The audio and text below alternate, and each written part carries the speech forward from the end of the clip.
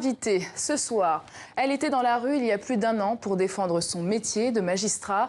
Fanyersou Ernaivi, l'ex-présidente du syndicat de la magistrature, est aujourd'hui en course pour la présidentielle malgache. Un premier tour qui se tiendra le 8 novembre. Alors de la justice à la politique, pourquoi ce grand saut? Elle est avec nous ce soir. Bonsoir Fanyersou Ernaivi. Bonsoir Anne Fonté. Minté, qu'est-ce qui vous a poussé à sauter le pas pour concourir à la présidentielle? Les élections à Madagascar se passent cette année 2018. Les Malgaches aspirent à un nouveau souffle, de nouvelles pratiques dans la politique. Et je voudrais incarner ce changement, cette rupture avec les mauvaises pratiques qui ont mis à genoux mon pays pendant 58 ans. Et je vais remettre l'état de droit à Madagascar. Cet état de droit qui va favoriser les investissements, la création d'emplois et aussi répondre à ce que nous avons revendiqué pendant les 2 années où j'étais à la tête de syndicat. Et comment vous pallierez votre inexpérience en politique? Gouverner, c'est une équipe, ce n'est pas une personne qui gouverne, c'est 5000 personnes qui gouvernent. Donc je vais avoir cette équipe de 5000 personnes qui vont gouverner le pays et de techniciens haut niveau qui vont assurer chaque domaine de leurs compétences. Pour vous, changer les choses à Madagascar, la seule solution, c'est la magistrature suprême? En effet, on a essayé de le faire en revendiquant ce que les dirigeants doivent faire, devraient faire, d'appliquer la loi et respecter les règles du jeu qui sont l'état de droit, mais en vain. Donc on s'est dit, maintenant, si vous ne voulez pas le faire, on va le faire nous-mêmes. Alors estimez-vous aujourd'hui que toutes les conditions seront réunies pour des élections crédibles et transparentes? C'est là le gros souci actuellement, car en effet, les conditions pour une élection crédible et sans fraude ne sont pas réunies. Mais c'est là que j'ai dit, il faut que je me mette dans cette course pour donner vraiment un avertissement à tous ceux qui auront des velléités à frauder encore dans les élections à Madagascar. Et ça, ce n'est pas une intention qui n'est pas préparée. Nous avons tous les textes où il y a des risques de fraude. Nous savons que la liste électorale est incomplète, la loi électorale donc vous irez quand même aux élections? Nous irons quand même aux élections, malgré tout, et nous allons veiller à ce que personne ne puisse faire la fraude. Alors on va revenir sur votre parcours.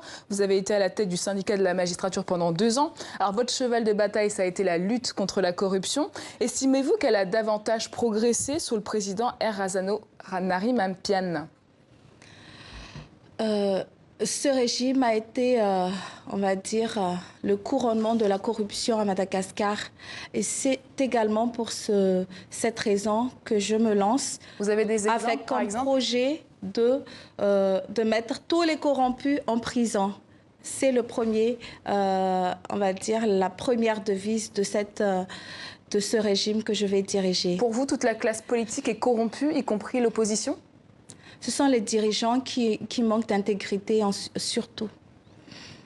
Et la classe politique dirigeante qui ont dirigé pendant les 58 ans les différents,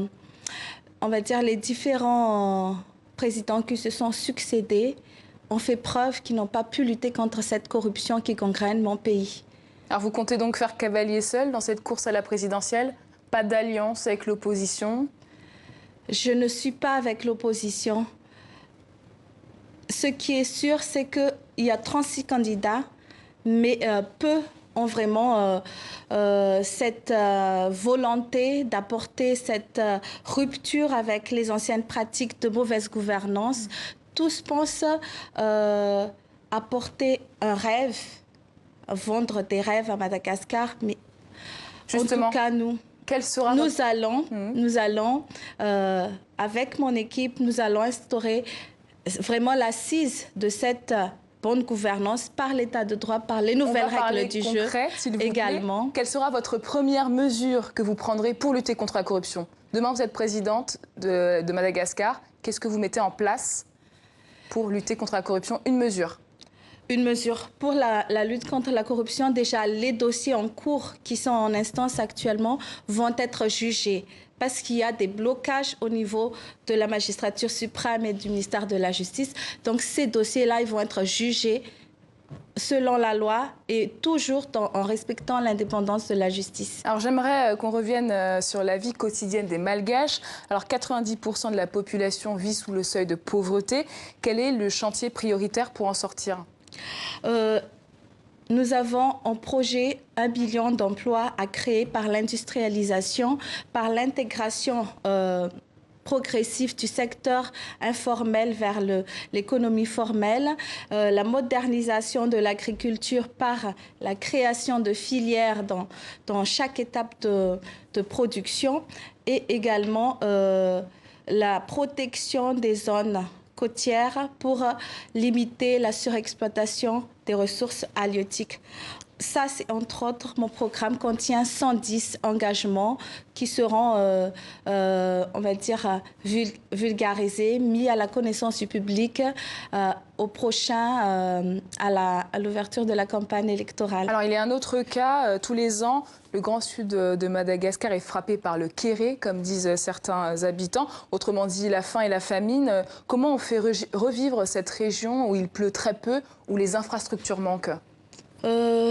Actuellement, il y a plusieurs projets sur le Grand Sud, dont des projets miniers et agricoles et également le projet d'électrification et d'apport en eau potable. Ces projets ? Il faut revoir ces projets en fait, parce que pas plus tard qu'hier, j'ai vu le projet de 330 navires qui vont exploiter les côtes du Sud en prétextant vouloir créer 10 000 emplois pour le Vous n'y croyez pas ? Je n'y crois pas. Et donc, nous allons revoir ces contrats, mais également apporter l'hydroélectrique, l'électrification et l'eau potable dans le sud pour qu'ils puissent produire eux-mêmes dans l'agriculture et également les infrastructures routières, car cette zone est très enclavée. Merci beaucoup Fenyersou Ernaïf d'avoir accepté notre invitation.